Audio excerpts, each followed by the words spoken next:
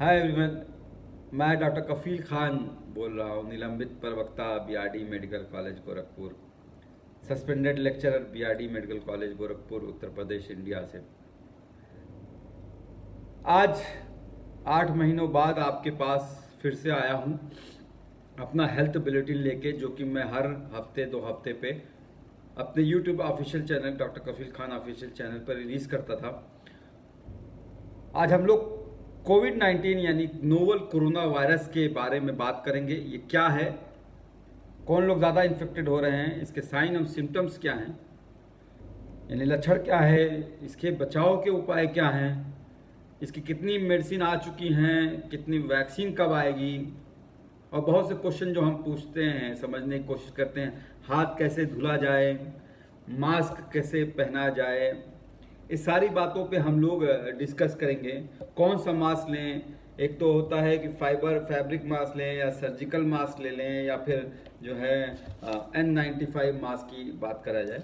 तो ये सारी बातें हम लोग आज इस पर डिस्कस करेंगे आपके सामने।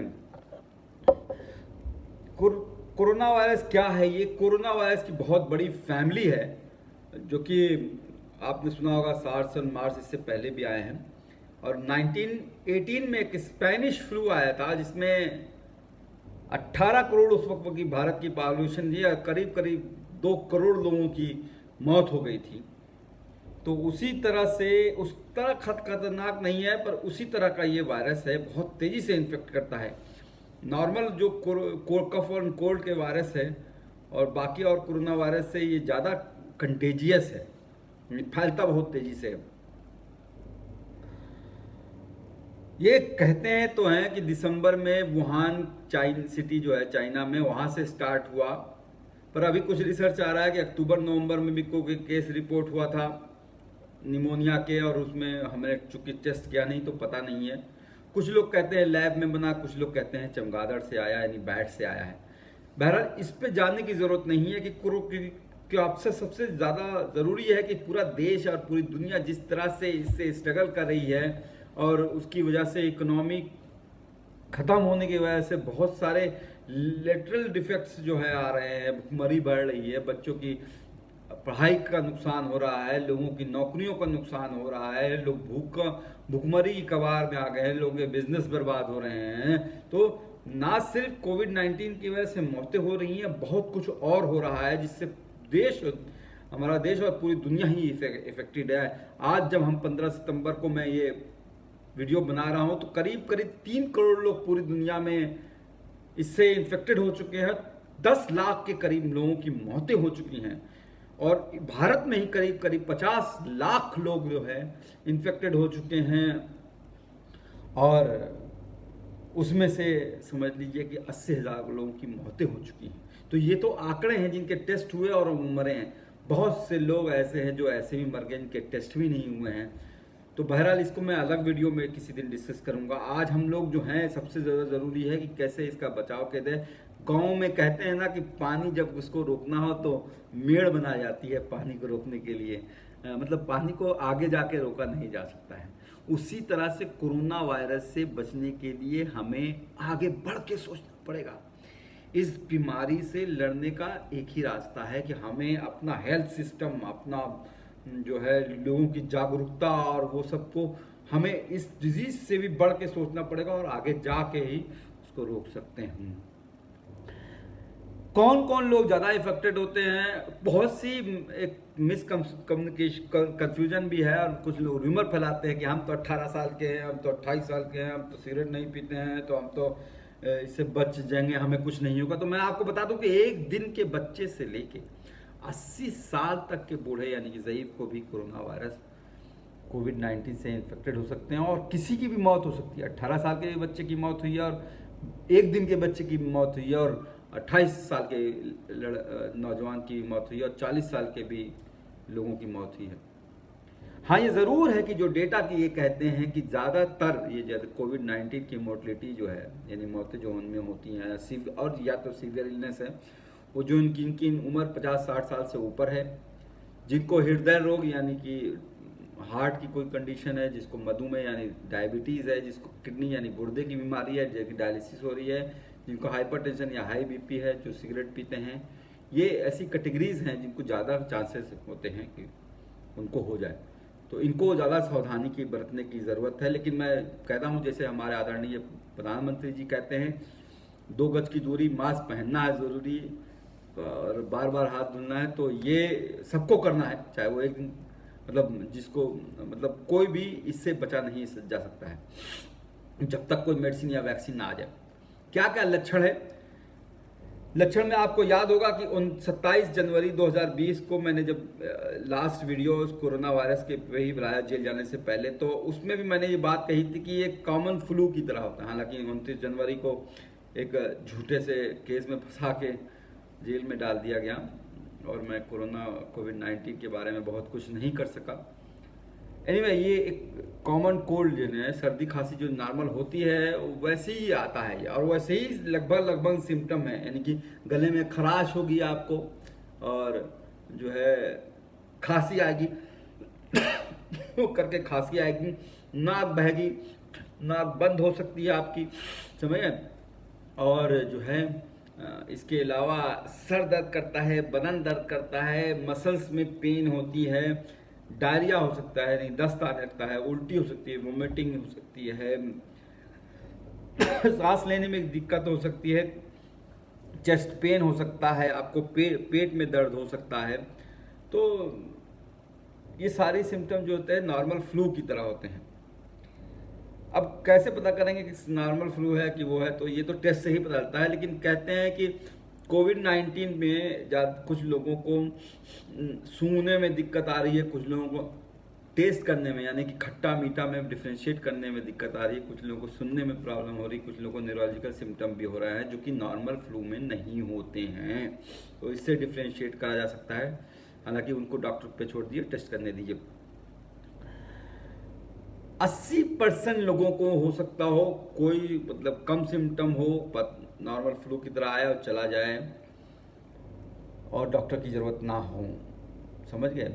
80% लोगों को। लेकिन 20% लोगों को डॉक्टर के पास जिनको जाना होता है, एडमिशन की ज़रूरत होती है, उसमें से 3 से 4% लोगों में बहुत सिवियर इलनेस हो जाती है, यानी कि सांस लेने की प्रॉब्लम होती है, किडनी फेल हो जाती है, हार्ट अटैक आ सकता है।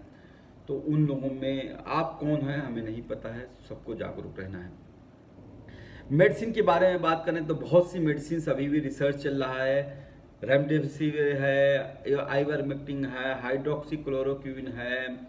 तो बहुत सी मेडिसिन अभी भी जो है जिसको रिकमेंड किया गया है, आईसीएमआर रिकमेंड कर रहा है, या WHO रिकमेंड कर रहा है, या अपने अलग अलग देश में अलग अलग तरीके से लोग रिकमेंडेशन दे रहे हैं। पर ये सारी बातें डॉक्टरों के ऊपर छोड़ दीजिए। पर अभी एज अ डॉक्टर मैं आपको बताऊंगा, कोई भी दवा इस कोविड-19 के खिलाफ नहीं आई है। जो भी दवाएं दी जा रही हैं वो कुछ लोगों में इफ़ेक्टिव है, कुछ लोगों में वो काम नहीं कर रही है। जैसे कि आपने सुना होगा कि प्लाज्मा जो डोनेट कर रहे हैं लोग, जिनको मतलब कोविड-19 से ठीक हो गए हैं, वो अपना प्लाज्मा दे सकते हैं। और वो प्लाज्मा जिसमें कोविड-19 की वजह से सिवियर बीमारी, यानी कि सांस लेने पर वेंटिलेटर पर चले जा रहे हैं, तो उनको दिया जा रहा है। तो उनमें कुछ लोग ठीक हो रहे हैं प्लाज्मा देने के बाद भी, और कुछ लोग नहीं ठीक हो, कुछ असर नहीं हो रहा है। तो अभी ये सारे सब कुछ रिसर्च स्टेज पे है। ट्रीटमेंट जो है अभी भी सिम्टोमेटिक ही है, ज़्यादातर उसको ही असरदार है। यानी कि अभी कोई इफेक्टिव दवा नहीं आई है। जो सारी दवाएं हैं वो सब मैंने आपको उस वीडियो में भी जो बताया था कि जो 27 जनवरी 2020 को बनाया था कि पैरासीटामॉल बुखार के लिए ले लीजिए, बाकी सर्दी के लिए आप सिट्रिजिन वगैरह जो लेते हैं वो ले सकते हैं। लेकिन आपको कोई भी सीवियर सिम्टम हो, यानी कि सांस फूलने लग रही हो, बुखार आपका तेज है, 3 दिन हो गया, 4 दिन हो गया, बुखार उतर ही नहीं रहा है, 102 103 हो गया है, क्योंकि डेंगू में भी मलेरिया में भी बुखार हो ही सकता है। तो और दूसरे जो है आपका जो कहते हैं पल्स ऑक्सीमीटर में देख लें सेचुरेशन, यानी कि आपके अंदर ऑक्सीजन का लेवल क्या है सेचुरेशन का, जो कि 98 99 100 होता है। अगर 95 से नीचे आ रहा है तो, और आपकी सांस तेज चल रही है, या आपके पेशाब करने में प्रॉब्लम आ रही है, आपके सीना जो है भारी लग रहा है, चल रहे हैं तो आपकी सांस फूलने लग रही है, और जो है बीमारी आपकी लंबी खिंच रही है तो ज़रूर से डॉक्टर को दिखाएं, उसको इग्नोर नहीं करिए। वैक्सीन जो है, अभी आपने सुना होगा कि रशिया ने कैसे क्लेम किया है कि उन्होंने वैक्सीन बना ली है, स्पुतनिक जो है क्लेम कर रहे हैं, पर अपने देश में उन्होंने लागू भी कर दिया है। और पर सबसे ज़्यादा जो वैक्सीन इस वक्त होड़ में है वो ब्रिटेन की एस्ट्राजेनेका की है, जो कि हमारे देश में सीरम इंस्टीट्यूट ऑफ इंडिया ने भी ट्रायल स्टार्ट कर दिया है। वैक्सीन की बनाने का वो जो प्रोसेस होता है या कोई भी दवा का, वो क्लिनिकल ट्रायल के स्टेज 1, 2, 3, 4 में, मतलब 4 स्टेजेस करीब करीब हैं, तब तक उसके बाद ही देश के लोगों को या किसी भी नॉर्मल लोगों को दी जाती है। पर तो अभी कई वैक्सीन क्लिनिकल स्टेज 3 में है, कई 2 में है, कई 1 में है। इंडिया भी रिसर्च कर रहा है और इंडिया भी जो है स्टेज 2 और कई वैक्सीन 3 में पहुंच रही है। पर ये बता दूं, वैक्सीन मुझे लगता है कि अभी 1 साल लगेंगे वैक्सीन आने में, और अगर आ भी गई वैक्सीन कोई भी तो 1 साल बाद भी, तो उसको कॉमन मैन, जनरल पॉपुलेशन तक पहुंचने में, और ख़ासकर जब गरीब और तबका है जो, और सबको मिलने में, जैसा कि अभी आदर पूनावाला जो सीरम इंस्टीट्यूट ऑफ इंडिया के हेड हैं, उन्होंने कहा कि 2024 हो जाएगा जो नॉर्मल लोगों तक, क्योंकि पूरी दुनिया के लोगों को वैक्सीन की ज़रूरत होगी।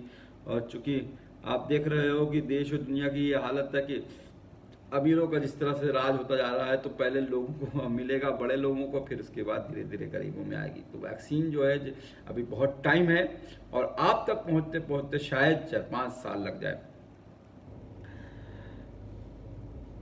बचाव क्या है? बचाव सबके अब सबसे इम्पॉर्टेंट है, तो तब तक वैक्सीन भी नहीं है, मेडिसिन नहीं, तो बचाव ही उसका इलाज है, समझ लीजिए एक तरह से। तो बचाव सबसे इम्पॉर्टेंट ये बता दूं कि जिसको कोई भी लक्षण नहीं है, यानी कि बुखार भी नहीं आया है, सर्दी खांसी भी नहीं है, उसको भी कोविड-19 हो सकता है, जिसको हम एसिम्प्टोमेटिक कहते हैं।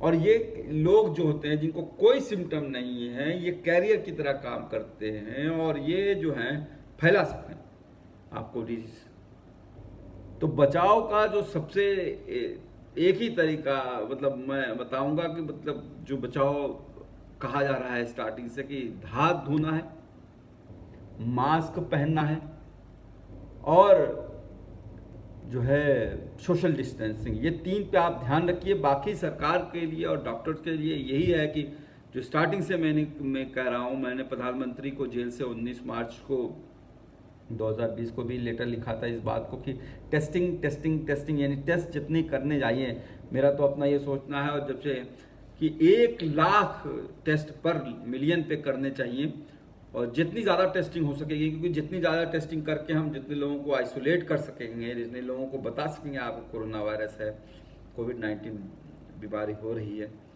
उतना उन लोगों को आइसोलेट करके तभी बचा जा सकता है। तो ये तो वो टेस्टिंग और आइसोलेशन ये सरकार का, और वो गाइडलाइंस जारी करेगी। आपके लिए, जनरल पॉपुलेशन के लिए हैंड वॉश करना है, मास्क पहनना है, सोशल डिस्टेंसिंग करनी है, सेल्फ आइसोलेशन करना है। कोई बहुत ज़रूरी काम हो तो घर से निकलिए, और ख़ासकर एल्डरली को, जो बड़े लोग हैं, उनको घर से बाहर ना निकले तो बेहतर है। आप लिस्ट बनाइए क्या क्या आपको पूरा सामान लेके आना है, यहाँ ये चाहिए, को कैंची चाहिए, कोल्ड ड्रिंक चाहिए, ये चाहिए, ये चाहिए, कपड़े का धोने का साबुन चाहिए, तो सारे सबकी एक लिस्ट बनाइए। महीने में 1 बार 2 बार निकलिए, समझ रहे हैं। और वर्क फ्रॉम होम का सिस्टम तो चल ही रहा है, तो हैंड वॉश कैसे करते हैं इसके बारे में बताएंगे हम। और जो कुछ लोग ये सोचते हैं कि हैंड सैनिटाइजर ज़्यादा अच्छा है, तो ऐसा नहीं है। Hand wash is the ideal way. और हैंड सैनिटाइजर भी आप अगर करते हैं तो WHO रिकमेंड करता है कि जो है 20 मिनट तक आए। कुछ लोग जो हैं हैंड सैनिटाइजर ऐसे से लगा के छोड़ देते हैं, नहीं, आपको जो है जैसे हाथ धोते हो, यानी पाम, एक पहला स्टेप होता है हाथ धोने का, 1 2 3, यानी कि आपको ये अपनी पीछे की जो उंगलियां होती हैं इसको भी रगड़ना है हाथ पाम से, जहाँ पे आपने लगाया है।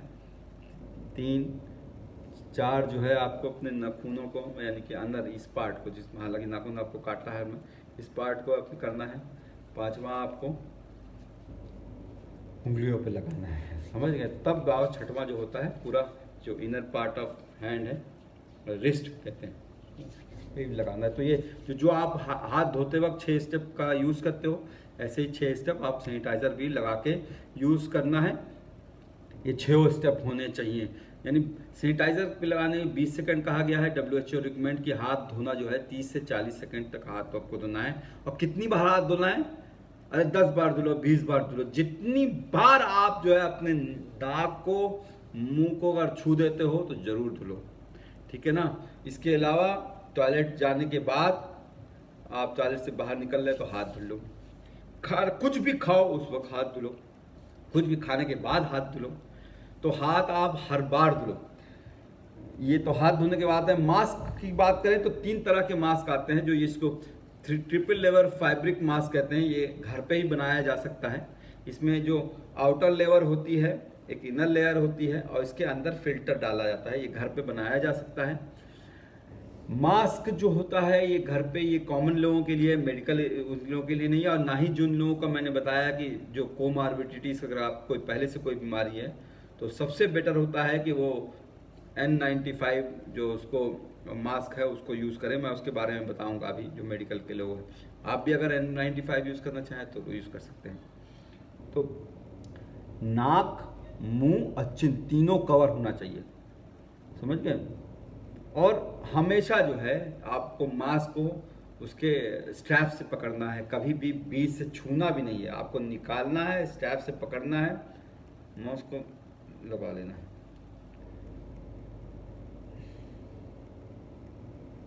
तो देखिए ये मास्क जो है ये पूरा नहीं कवर कर रहा है, ये नाक कवर कर रहा है, मुंह कर रहा है, पर हमारी चिन को नहीं कवर कर रहा है। तो ये बहुत अच्छा मास्क नहीं मैं कहूँगा, इसको फैब्रिक मास्क कहते हैं। दूसरा होता है ये सर्जिकल मास्क है। हमेशा आइडेंटिफाई कीजिए कौन सा ऊपर का एरिया है, कौन सा नीचे का एरिया है। आपको बहुत से मास्क आते हैं, अभी दिखाऊंगा, जिसे N95 में जिसमें मेटल होता है, नाक पे से दबा दिया जाता है, वो मास्क सही होता है। ये सर्जिकल मास्क है, ये देखिए बड़ा है, ये पूरा नाक, मुंह और मेरी चिन को कर ले रहा है, और ये तो आपने लगा दिया। तो स्टेप क्या है मास्क पहनने का? स्टेप ये है कि सबसे पहले आप हाथ धुलोगे या सैनिटाइजर लगा लोगे, ठीक है। उसके बाद आप स्ट्रैप से इसको पकड़ना है, और नाक, मुंह और चिन तीनों चीज़ जो है आपकी अच्छी तरह से ढकी होनी चाहिए, नाक, मुंह, चिन। तो ये मास्क सही है। इसको सर्जिकल मास्क कहते हैं। आप इसको भी ले सकते हो, 5 रुपये, 2 रुपये, 3 रुपये, 10 रुपये, 20 रुपये, मतलब लगे ब्लैक मार्केटिंग हो रही है उसकी। और कभी भी जब भी मास्क पहनोगे आप, बाहर निकलने से पहले आपने ये मास्क लगाया है, घर में भी आप यूज़ कर सकते हो इसको, मास्क को पहनने में, लेकिन सोते वक्त निकाल दीजिए। और कोशिश कीजिए कि जो है बड़े लोग जो हैं अलग कमरे में सोएं, जिनको बीमारियाँ हैं वो अलग कमरे में सोएं। कभी भी आप मास्क पहने हुए हो, आपको अपने मास्क पे हाथ नहीं लगाना है, मतलब छूना नहीं है मास्क पहने हुए भी। तो अगर आपको लगता है कि आपने छू दिया मास्क को, तो आप फ़ौरन हाथ धुलिए, या सैनिटाइज़र का अपने साथ छोटा सा सैनिटाइज़र लेके चलिए, तो आप इसको यूज़ कर सकते हैं, या तो फिर हाथ धुलने चले जाइए। ये तो हुआ मास्क पहनने का। सबसे अवॉइड कीजिए, अगर मान लीजिए छू लिया है तो फ़ौरन हाथ धुलिए। और जब मास्क उतारेंगे तो हमेशा स्ट्रैप से ही उतारेंगे, बीच में से नहीं लगाना है। और अगर ये डिस्पोजेबल सर्जिकल मास्क है तो ऐसी डस्टबिन में जो कि बंद हो, कूड़े में, वहाँ पे आपको इसको फेंक देना है। अब होता है कि N95 मास्क आते हैं। N95 मास्क जो हैं वो महंगे होते हैं, और ये मेडिकल प्रोफेशनल जिनको बीमारियां हैं उनके लिए रिकमेंडेड है N95 मास्क। और ये इस तरह से होता है। इसको भी कभी भी उसके मतलब मास्क से नहीं छूना है। और इसको लगाने का तरीका यह होता है कि एक पहले ये जाएगा नाक पे आ जाता है, तो फिर दबा देते हैं बस।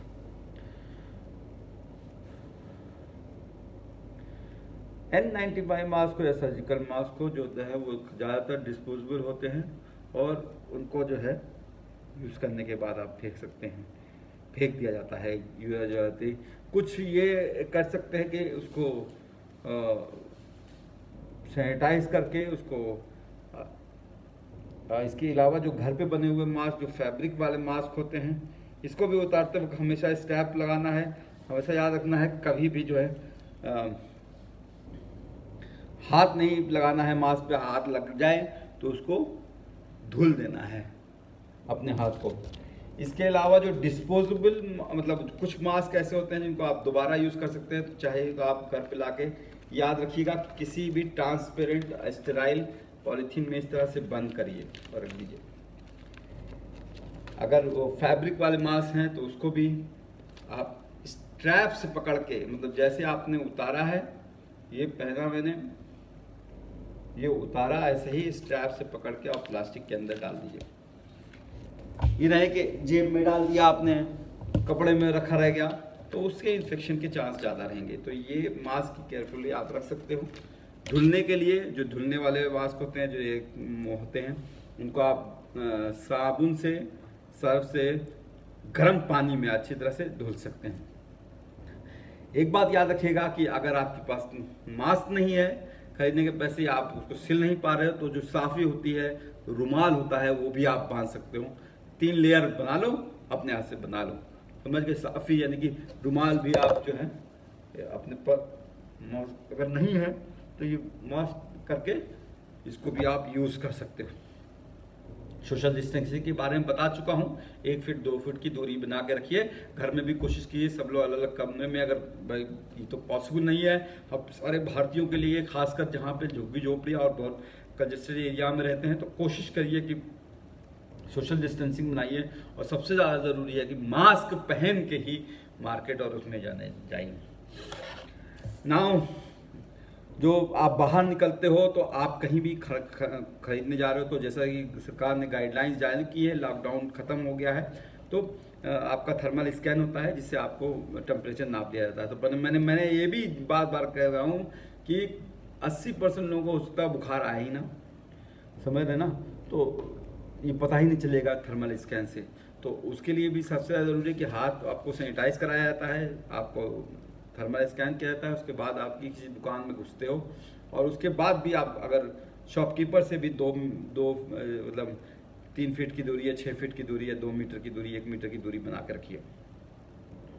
पल्स ऑक्सीमीटर सबको अवेलेबल नहीं हो सकता है सारे हर आदमी के पास, और जिनको आप खरीद सकते हो तो वो खरीद सकते हैं। कुछ क्वेश्चन जो है फ्रीक्वेंट क्वेश्चन पूछे जा सकते हैं, जैसे जो है कहते हैं कि मैं माँ हूँ और मैं दूध क्या बच्चे को पिला सकती हूँ।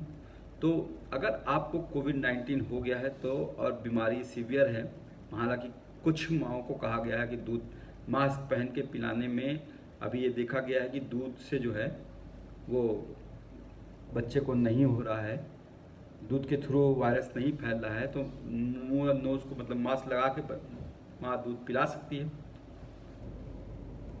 पर मेरा ये कहना है कि